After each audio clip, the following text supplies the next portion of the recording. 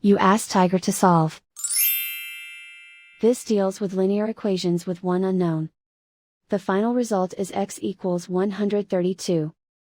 Let's solve it step by step. Group all constants on the right side of the equation. Subtract 11 from both sides. Group like terms. Simplify the arithmetic.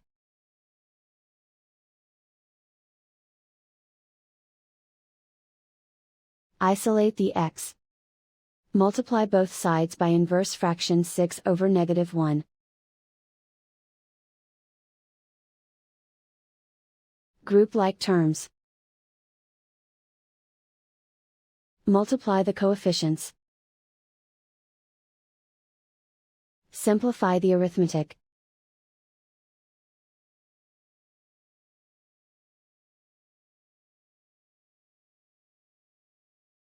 And so the final result is x equals 132.